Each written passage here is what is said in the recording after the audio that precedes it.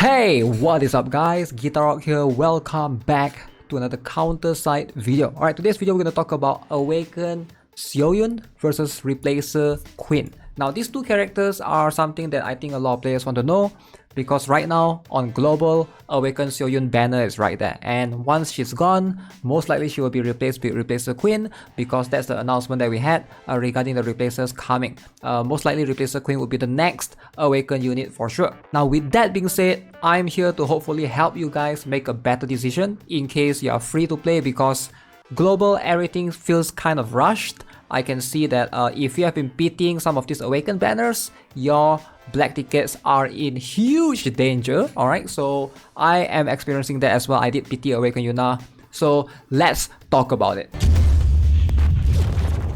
Alright, let's clear things up in PvP. Now I know most of you guys are probably here for PvE in terms of PvE decision, which is better. But I just want to clear things up, just a quick one in terms of PvP for Awaken SEO YOON versus Replacer Queen. Awaken SEO YOON is a 6-cost ranger. She's definitely way more expensive compared to Replacer Queen, which is 5-cost sniper. So it really depends on who you're trying to fill the roles. Alright, so keep in mind that Awaken SEO YOON, she does summon the sniper rifle, and that thing is actually a sniper on her own, which is pretty cool. Now I do like Awaken SEO YOON's design overall. The concept is really cool. She's definitely designed very well in PvP. Alright, so she has an ability, escape ability, that allows her to jump back to save herself from danger if you are being hit by an enemy, but also there are some enemies that can chase her and counter her alongside those as well. I've even seen like Ingrid literally soloing my Awaken SEO YOON in PvP. Like a 2-cost rare unit literally just solo your Awaken SEO YOON and just destroy her. That's something that I've seen that quite a number of times. Alright, if players know how to, Awaken SEO YOON can still be countered. She has been climbing up and down for sure. She went down a little bit once Ministra comes out in C server, but she went back up slightly after Rearm Orca came back in C server. Alright, so the Rearm units. So if you guys are not aware, Awaken SEO YOON is one of the few characters that still have this particular healing reflux, 100% healing reflux. So anyone that heals, those healing will be converted to damage instead. So she counters characters that heal mainly. Serapel has an ability to heal, I believe. She counters her, she counters Rearm Orca. So she definitely still has the place in PvP. Now let's talk about Replacer Queen. Replacer Queen feels like a much better unit overall to invest if you care about PvP. Not because she is better, but it's just overall she doesn't get banned as much. She is very flexible. Xiaolin is someone that I think a lot of players would prefer to use because Xiaolin is a 4-cost. But the problem with Xiaolin, or the Kestrel Xiaolin, the rearm version, she does get banned once in a while. Alright, so Replacer Queen seems to be mostly safe from bans, and also she has much more flexibility. Alright, Kestrel Xiaolin cannot hit air units, Replacer Queen can hit both ground and air. So that gives her a lot of power in PvP. If you look at the special skill and the ultimate skill, you can see this one has stun. The affected enemies will get stunned for 2 seconds, which is insane. And you can see for her ultimate skill, even though it doesn't mention here, it actually gives you a hit stun as well. So which is like she has a bunch of CC in her skills. She has slightly further range than Awaken SEO YOON, but she has less survivability, or in terms of like less escape compared to Awaken SEO YOON. In my humble opinion, using both of them, I would say they are kind of equal in PvP. It really depends if you really want a 6-cost ranger or a 5-cost sniper. But I would say both of them have their place in PvP. Now let's jump into PvE. Alright, so PvE is where things gets a little bit complicated. Now I want you guys to know that the purpose of this video is not to tell you this character is better or the other character is better, but it's rather to give you as much information as you can. And while watching this video, hopefully you can draw your own conclusion based on the information that I'm giving you as a veteran C player, right? So let's talk about the high-end contents right now. Alright, so the first one, we have raids. So raids is something that you discover, and then you can also hit somebody's raid right there. Alright, so pretty cool. I do think that the raid is definitely something that you gotta do every single season, because the rewards is definitely very rewarding. So you can see right here, every single season, I'm sure you guys are aware, you want to try to get up to the 40,000 mark to get all of these rewards right here. You can craft all these T7 gears. This is something that you want to do in the long run. So definitely one of it is going to be raids, the hardest difficulty PvE content in the game. So number 2 is going to be Relic Dungeons. So this one in global don't really have all the Relic Dungeons stage yet. So as you can see right here, let me go to the challenge.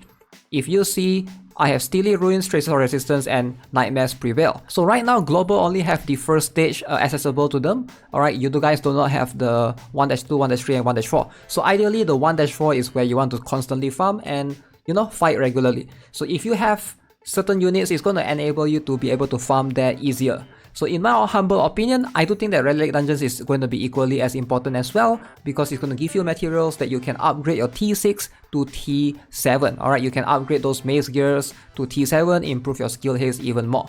Now the last one is going to be the Dive 48 to 50, right? Dive 48 to 50 is going to be kind of cool. Again, this one is not yet available in the global region. So eventually you're gonna have the highest difficulty dive, the 48, 49, 50. This is going to be a big difficulty spike from the 45. So definitely it's going to be quite tough because you're fighting a boss E1. Now Awaken SEO YOON and Replacer Queen, I would say they are equally strong right here. The focus is not really on them. You're gonna need like Veronica. I'm gonna cover that on a separate video.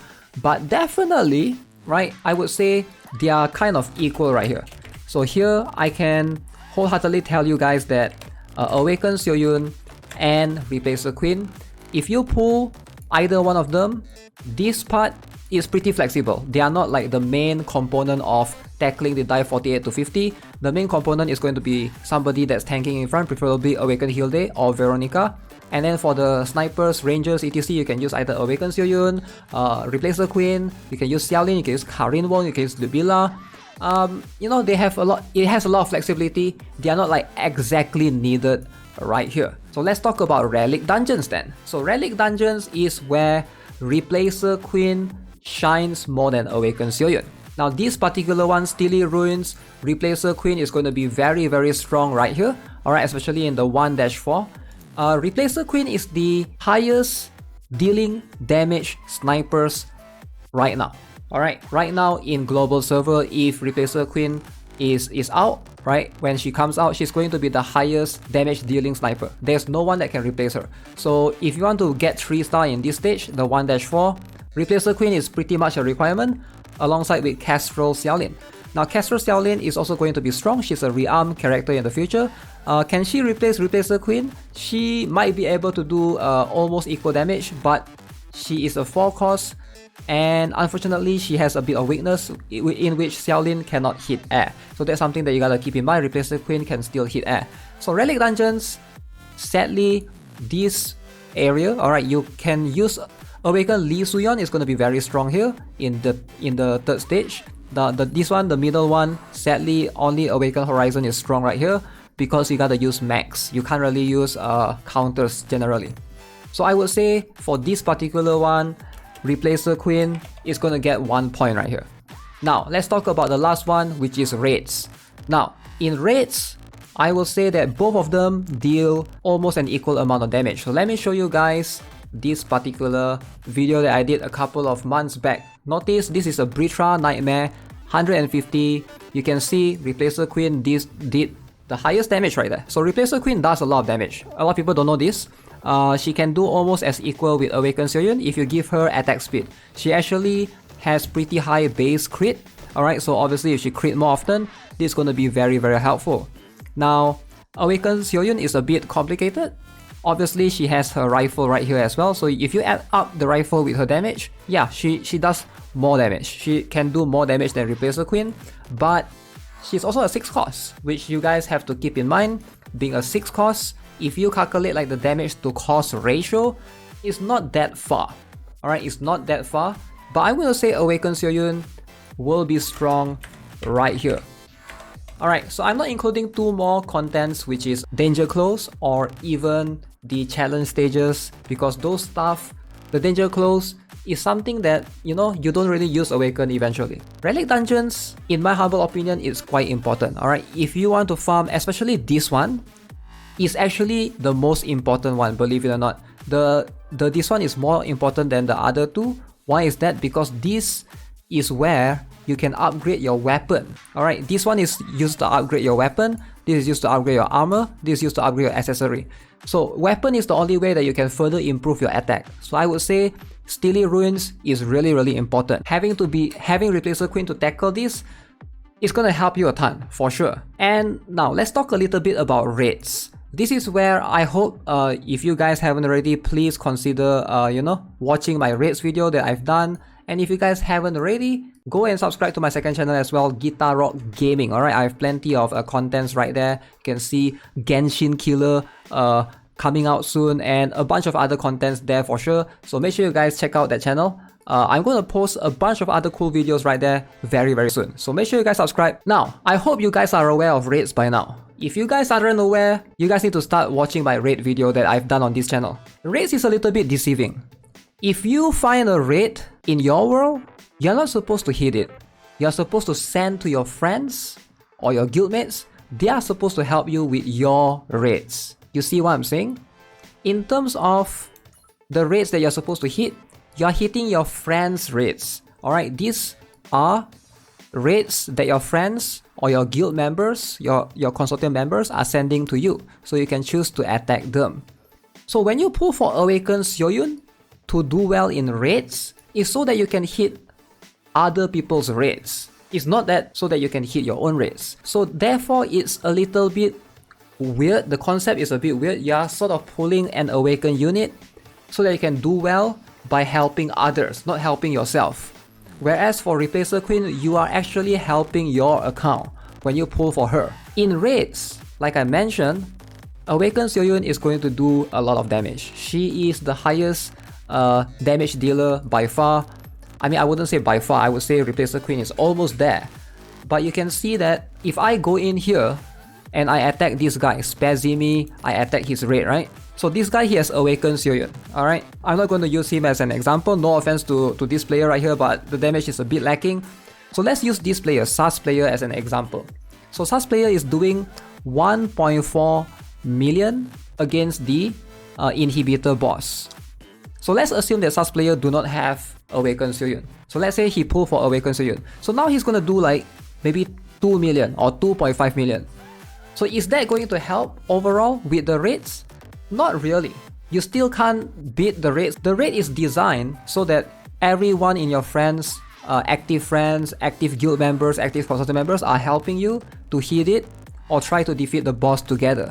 So pulling a character generally just so that you can beat a content that's like a shareable content where you are supposed to do with everyone else seems like a weird investment to me. Take it with what you will. Some people, they want to flex their damage, they want to get as high there as possible. You want to be like Kaiba Frost right here to do 13 million. In that case, hey, you do you. Pull for Awaken Yoon, your name is always going to be at the top 1 or top 2. But for me, personally, I don't really care.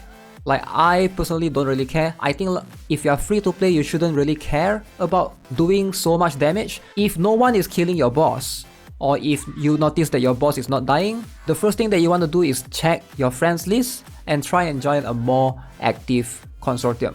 Now, you shouldn't try to, oh, I'm going to start spending my black tickets and pull for Awaken Yoon, therefore I can beat raids faster. So from this perspective, getting Awaken Yoon really doesn't help your account much compared to getting Replacer Queen. Now again, some of you guys might disagree with me because you have Awaken Yoon right now and she does so much damage. And it's fair. It's really fair because from your perspective, it's like now it's early on.